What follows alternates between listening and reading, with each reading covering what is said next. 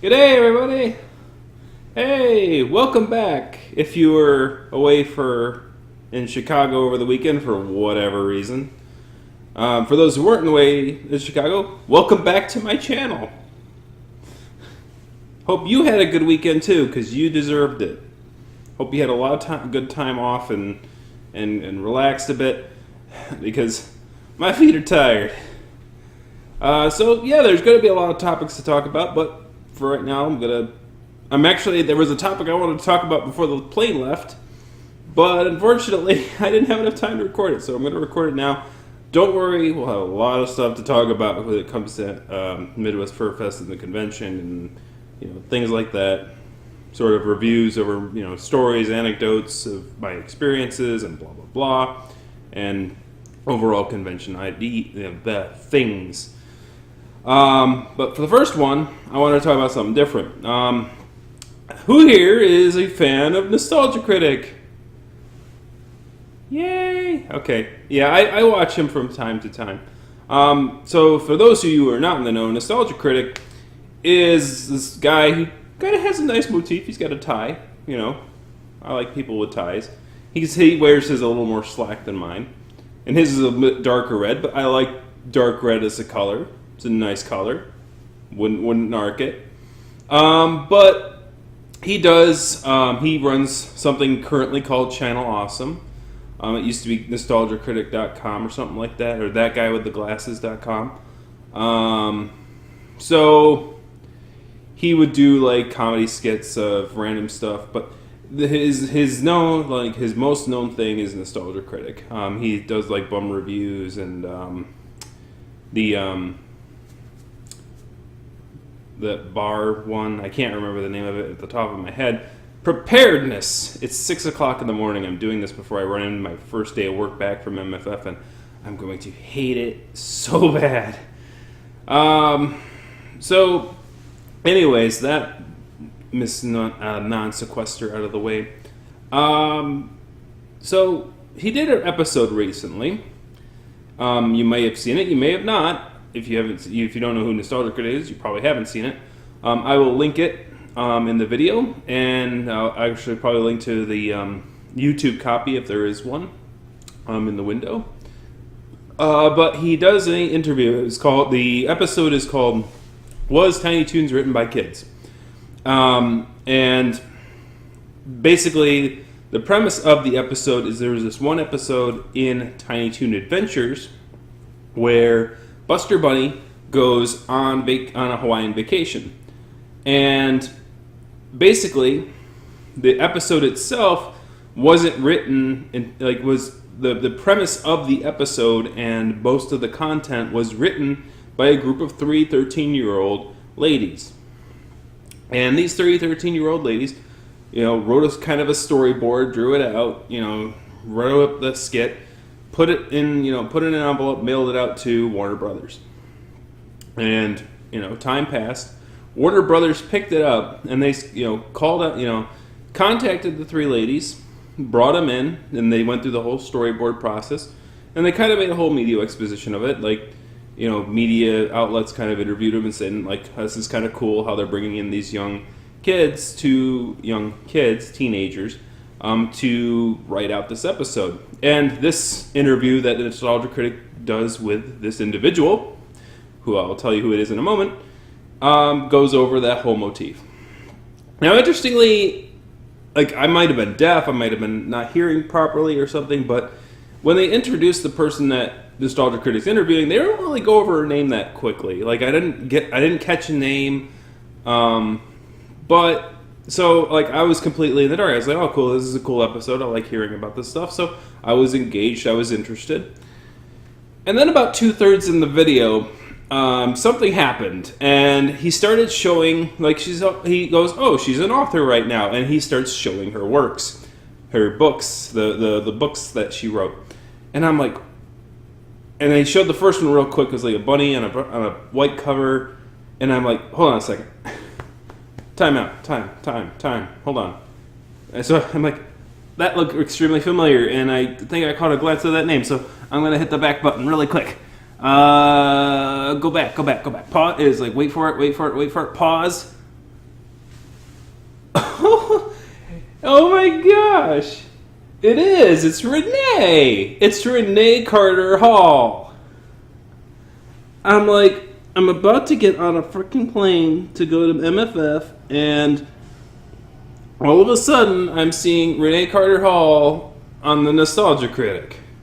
So, Renee Carter Hall... Okay, so some of you may know who Renee Carter Hall is. If you don't, I will explain.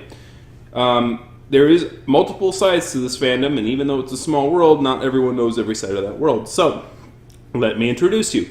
The writer side of the thing, so if you don't know the writers, authors, and stuff like that, there are furry writers who, do write, furry stories.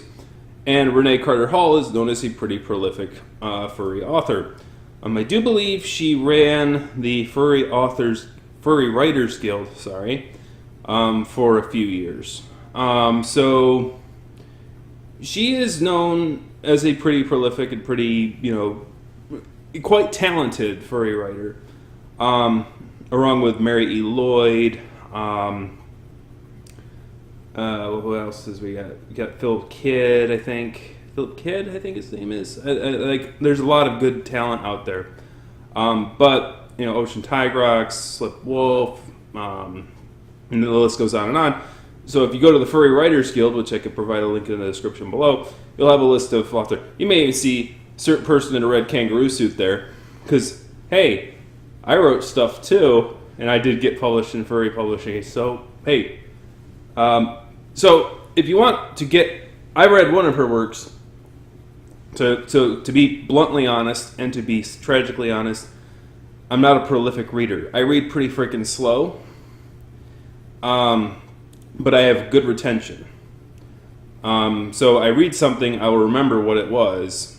But as far as speed reading, not me. So if you want to read something I wrote and you want to read something she wrote, Renee Carter Hall, I do have a good plug. I do have a good book for you to read, pick up, and that's this one. Pulp. The Two Paw Tales of Adventure, I believe it's called. I can't read it because my glasses suck. I need a new prescription. But so much for retention. God. But hers was right next to mine in this one. Mine was Boomer and the Didgeridoo Awakenings, and hers is right after mine, and it's called Tesla May. It's the Tesla May one. I can't... See, I just told you guys. It's like, oh man, I got such good retention. It's Tesla May and the Lost Tribe. Got it. Yay! Brain works. I just read the title too, right before I recorded the video, and I'm like, I can't remember it, man. It's 6 o'clock in the morning. Help me, God. Help me, Jesus. Anyways. So her story is, it was emotional, man. It was very hard-hitting. It's kind of weird. It's I don't feel emotion too much when I read a lot of stories. But hers made me actually go, oh, wow, that's hard. It was very emotionally heavy. And I said, I thought hers was actually, when I read through them all, I thought hers was the most memorable and the most, and therefore, quote unquote, the best of the whole feature because, hers had the most emotional impact on me as a reader. And I was like, man, how did she get so good? And this goes into a whole thing where it's don't let anyone tell you that writing fan fiction is stupid. Or writing fan fiction, or being a fan and writing and using those characters to tell your own stories is evil, or stupid, or talentless. Because I will tell you this: we've all done it. If you see a talented author out there, at some point they use somebody else's characters to make their own stories. But the thing is that they knew the rules of the universes that they worked in, and they worked with it well. Because I could tell you this, I wrote fan fiction back in my day. But the difference between me and her is mine was put up on fanfiction.net. Hers, apparently, is canon.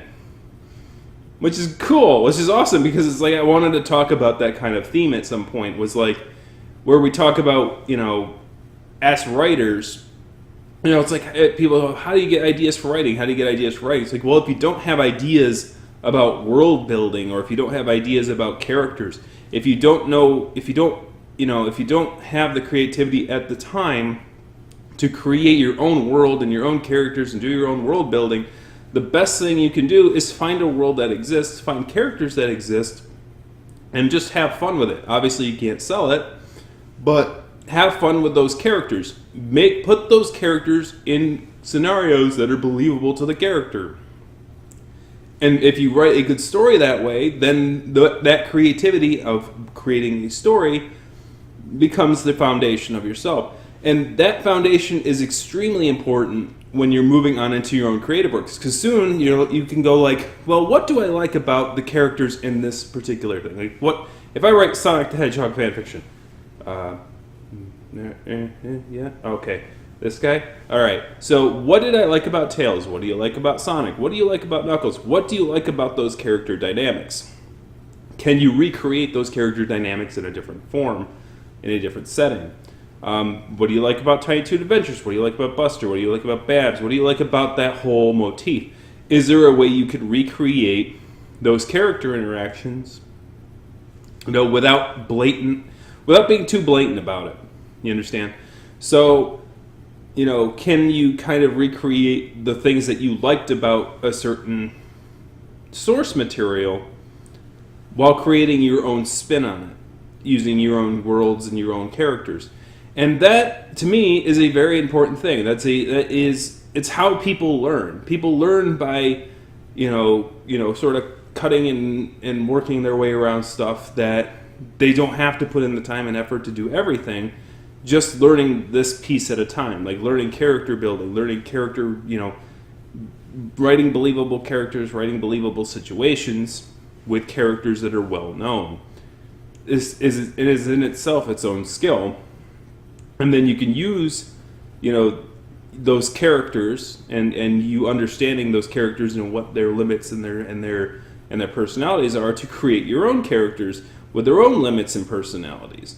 So it is a method of learning how to do the art of writing, and I'm very happy that she did that interview, because it's like, there you go.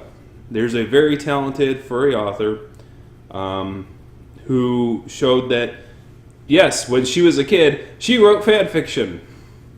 Because I wrote fan fiction, and they wrote fan fiction, and that person wrote fan fiction. So, having those kind of things happen and having that kind of, was kind of like, oh, that's so freaking cool. I loved it. So once again, if you want to watch that video, it'll be in a link. And I'll put a link to the Furry Writers Guild and to maybe a link to the pulp anthology for you in the description below, so that if you want to read her Tesla May story and maybe read my Bouncer and the Didgeridoo story, you may do so.